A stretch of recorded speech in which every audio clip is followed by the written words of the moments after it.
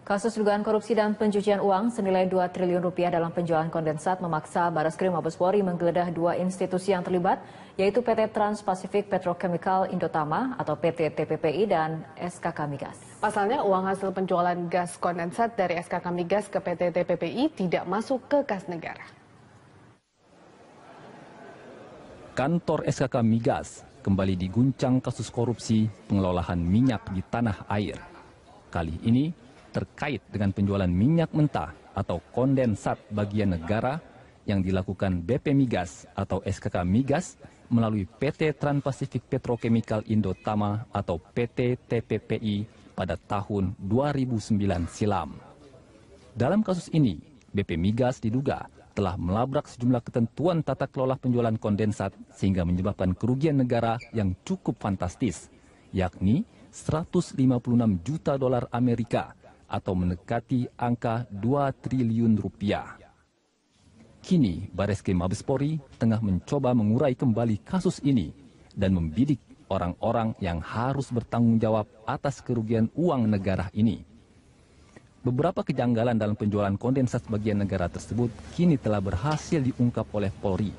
Pertama, BP Migas dinilai telah menyalahi aturan karena melakukan mekanisme penunjukan langsung alias tanpa tender kepada PT TPPI. Kedua, BP Migas atau SKK Migas tidak membuat berita acara penelitian terhadap dokumen penawaran milik PT TPPI. Ketiga, penjualan kondensat bagian negara oleh PT TPPI tahun 2009 ini tanpa dipayungi kontrak kerjasama terlebih dahulu sehingga menyebabkan kerugian uang negara. Tidak ada uang yang masuk ke kas negara dari hasil penjualan ini. Dan parahnya lagi, BP Migas tidak segera menghentikan kerjasama penjualan, meskipun potensi kerugian negara sudah jelas terlihat. Lantas, siapa sebenarnya pengelola PT TPPI ini, sehingga bisa memperoleh privilege yang begitu besar dari BP Migas yang dikontrol oleh Kementerian SDM? Tentu kita bisa menerka bahwa PT TPPI ini perusahaan yang mampu melobi para pemegang otoritas migas di negeri ini sesungguhnya bukan perusahaan biasa. Setidaknya kita patut mencurigai ada orang-orang berpengaruh besar yang turut mendukungnya. Entahlah, kini kita tunggu saja kepiawaian pihak kepolisian untuk mengusut tuntas kasus yang telah merugikan negara ini.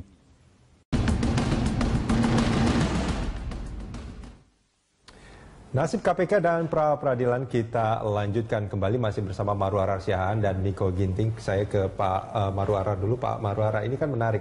Saya mencoba mengutip pernyataan Johan Budi tadi, bahwa seolah-olah putusan dari pra-peradilan Hadi Purnomo ini dengan Hakim Haswandi menyatakan bahwa apa yang sudah dilakukan KPK selama ini, hampir berapa?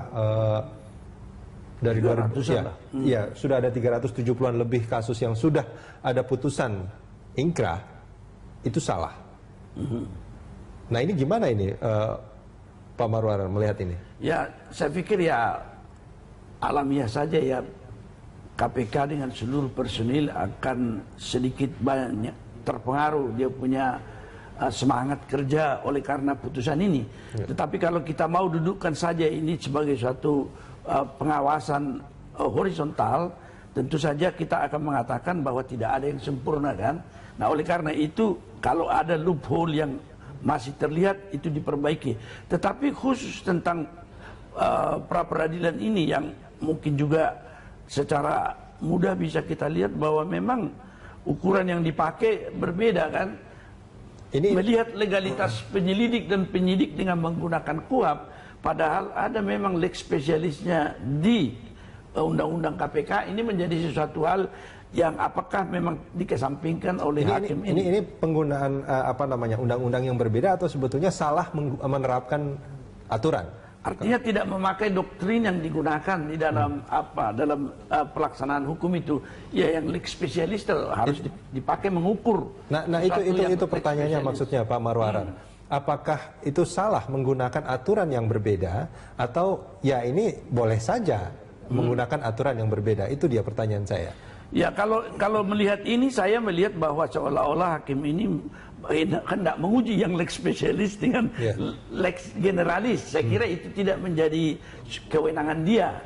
Tetapi yang penting di sini bahwa ada beberapa hal yang disebutkan tadi. Dia sudah ikut mengadili perkara-perkara yang diajukan oleh KPK ketika dia di peradilan tipikor, dan dia tidak pernah mengemukakan hal semacam itu.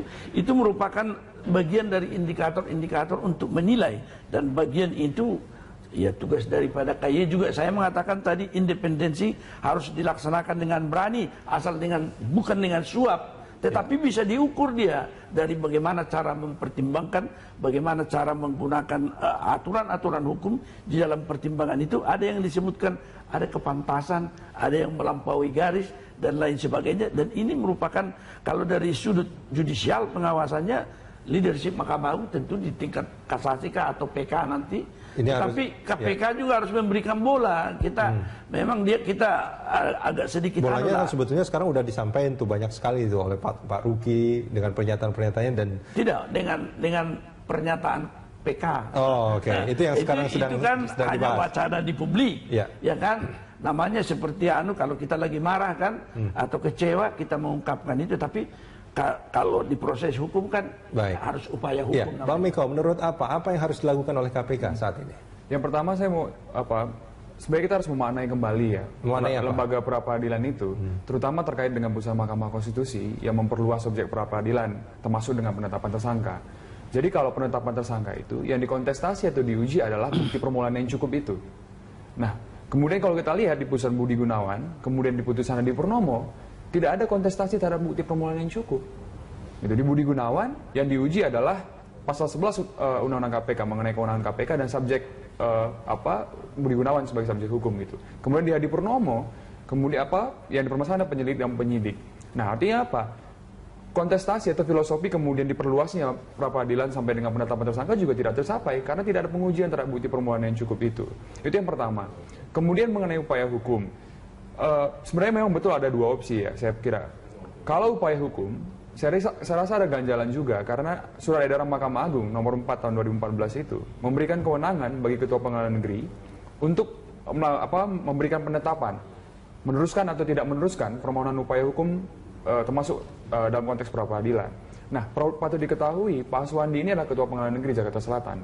Nah, apakah kemudian Pak Aswandi sebagai pemutus itu juga menjadi lalu juga diberi kewenangan di sisi tapi saya kira inilah yang saya katakan leadership itu tadi.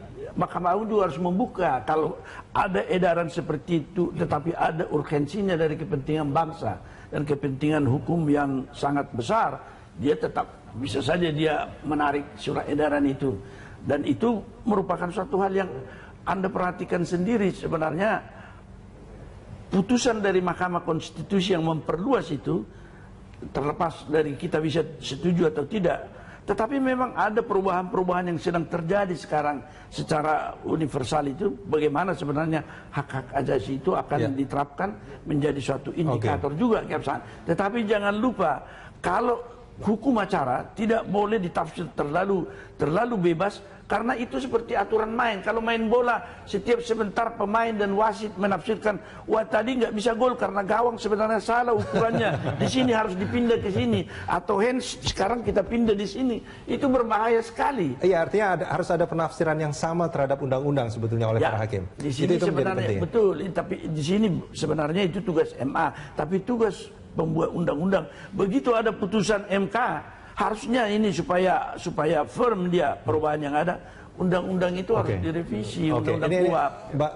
Mas Miko, boleh nggak kalau saya mengatakan bahwa dan ini juga sebetulnya banyak dikatakan oleh pimpinan KPK bahwa putusan pra-peradilan yang ini itu membuat hukum itu menjadi tidak pasti.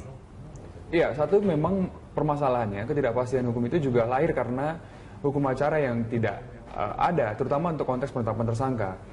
Saya setuju dengan Pak Marum, misalnya tadi kan Mahkamah Konstitusi sudah memutus dan membuat norma yang secara langsung melahirkan norma, dan kemudian di sisi lain hukum acaranya tidak ada. Makanya kemudian pada Budi Gunawan misalnya KPK tidak mengajukan alat bukti, kemudian di Ilham Arif juga tidak mengajukan, hanya bermain dalam ranah prosedural formal. ketika di Hadi Purnomo mengajukan bukti, hakimnya yang bertindak administratif formal misalnya. Nah, artinya memang ada kebutuhan hukum acara. Nah, tapi kalau untuk revisi undang-undang, harusnya memang direvisi kita undang-undang hukum acara pidana itu. Tapi tentu akan memakan waktu yang lama. Sementara kan ada dinamika yang terus berkembang gitu ya. Saya rasa Mahkamah Agung juga harus menerbitkan dengan segera peraturan Mahkamah Agung untuk mengatur mengenai pra-peradilan ini. Termasuk sejauh mana proses pembuktian yang akan dilakukan. Lalu hal-hal apa saja yang kemudian dapat didalilkan dan dapat diuji dalam pra-peradilan itu. Supaya subjektivitas hakim juga tidak terlalu subjektif, artinya tidak terlalu bebas. Ada ukurannya. Harus ada ukurannya. Gitu. Oke, baik. Mas Miko dan juga Pak Maruara, terima kasih banyak sudah bersama kami di Dialog Pagi. Thank you. Good, man. Terima kasih banyak.